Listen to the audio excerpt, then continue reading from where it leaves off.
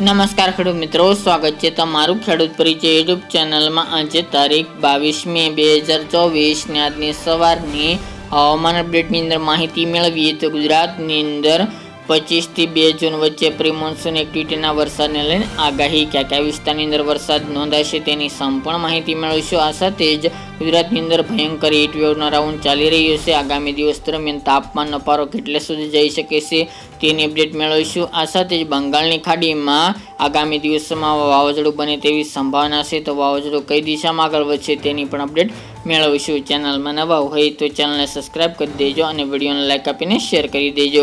ગુજરાતની અંદર ફરીવાર પ્રી મોન્સૂન એક્ટિવિટીનો રાઉન્ડ જોવા મળી શકે છે। 25 થી લઈને 2 જૂન વચ્ચે ફરી ગુજરાતની અંદર ગાજવીજ સાથે વરસાદની સંભાવના રહેલી છે।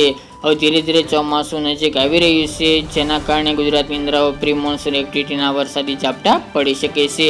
આગામી દિવસ દરમિયાન ફરી ગુજરાતની અંદર ગાજવીજ સાથે તોફાની પવન સાથે ગુજરાતની અંદર અલગ અલગ ક્ષેત્રોની અંદર વરસાદની સંભાવના રહેલી છે। ખાસ કરીને આ રાઉન્ડની અંદર દરિયાકાંઠાના વિસ્તારની અંદર વરસાદની શક્યતા છે।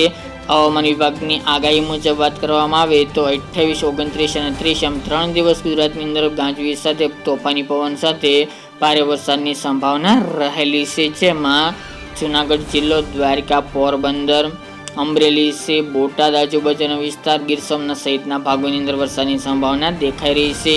દક્ષિણની અંદર દાદરા નગર હવેલી, દમણ, સુરત, વલસાડ એ વિસ્તાર, તાપી, નર્મદા જિલ્લો તેમજ ડાંગ, આહવા, તાપી જિલ્લા સહિતના ભાગોની અંદર પણ વરસાદી ઝાપટા જોવા મળે તેવું અનુમાન છે।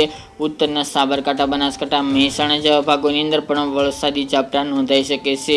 પૂર્વની અંદર છોટાઉદેપુર, નર્મદા, વડોદરા અને દાહોદ, ગોધરા એ વિસ્તારની અંદર પણ વરસાદની સંભાવના દેખાઈ રહી છે। જો આ વાવાઝોડાની વાત કરવામાં આવે તો વાવાઝોડું હાલ તો એમપી એટલે કે મધ્યપ્રદેશ દિશામાં આગળ વધે તો ગુજરાતને તેનો ખતરો જોવા મળશે, પરંતુ વરસાદી રૂપમાં તો ગુજરાતની અંદર વરસાદની તીવ્રતામાં વધારો થઈ શકે છે।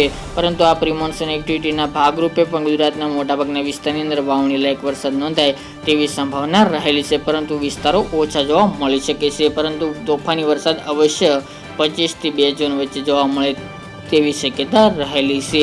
વાવાઝોડાની વાત કરવામાં આવે તો ગુજરાતની અંદર હાલ તો કોઈ ખતરો જણાઈ રહ્યો નથી, કારણ કે બંગાળની ખાડીમાં ઉદ્ભવેલા વાવાઝોડા ગુજરાતને સીધા અસર કરતા નથી, પરંતુ તેની આડઅસરના ભાગરૂપે ગુજરાતના હવામાનમાં પલટો આવી શકે છે અને વરસાદી માહોલ જામી શકે છે। તે ઉપરાંત વાવાઝોડાની વાત કરવામાં આવે તો આજે 22 તારીખના રોજમાં બંગાળની ખાડીમાં એક સિસ્ટમ સક્રિય બનશે, ત્યારબાદ તે ડિપ્રેશન અને ડિપ્રેશન બન્યા બાદ તે વાવાઝોડાની કેટેગરીમાં સામેલ થશે।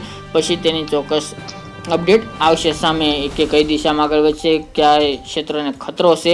પરંતુ અત્યારના જીપીએસ મોડેલ અનુસાર વાત કરવામાં આવે તો આ વાવાઝોડું બન્યા બાદ તમિલનાડુ જેવા વિસ્તાર, વિશાખાપટ્ટનમ, ઓરિસ્સા જેવા રાજ્યોને અસર કરી શકે છે। હવામાન વિભાગની આગાહી મુજબ 100 થી લઈને 120 કિલોમીટરની ઝડપે ત્યાં પવન ફૂંકાય તેવી પણ સંભાવના રહેલી છે। એ ઉપરાંત બાંગ્લાદેશ અને મ્યાનમાર જેવા વિસ્તારને પણ આ વાવાઝોડું એ દિશામાં આગળ વધે તેવી પણ સંભાવના રહેલી છે, પરંતુ ચોક્કસ અપડેટ આગામી દિવસમાં જણાશે। તાપમાનની વાત કરવામાં આવે તો રેકોર્ડ બ્રેક તાપમાન 44 થી લઈને 46, અમુક વિસ્તારની અંદર તેના કરતાં પણ વધુ તાપમાન નોંધાઈ રહ્યું છે। આગામી 5 દિવસ દરમિયાન તાપમાનમાં કોઈ પ્રકારની છૂટ મળે તેવી શક્યતા નથી। ગુજરાતવાસીઓએ ખાસ કરીને સાવધાન રહેવાનું છે અને તાપમાન રેકોર્ડ બ્રેક સપાટી યથાવત જોવા મળશે। રેડ એલર્ટની વાત કરીએ તો અમદાવાદ, વડોદરા, ગાંધીનગર, ખેડા, ઉત્તરની અંદર સાબરકાંઠા, બનાસકાંઠા, મહેસાણા, અમરેલી, સુરેન્દ્રનગર સહિતના વિસ્તારની હવામાન વિભાગે રેડ એલર્ટમાં જાહેર કર્યા છે।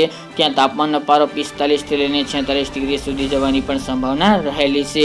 ગઈકાલના રોજમાં પણ 46+ તાપમાન નોંધાઈ ચૂક્યું છે। આગામી 5 દિવસ દરમિયાન તાપમાન યથાવત જોવા મળી શકે છે, જેની તમામ ખેડૂત ભાઈ નોંધ લેવી। તો મિત્રો, આ અત્યારની વહેલી સવારની અપડેટ, ફરી એક નવા વિડીયો સાથે મળીશું।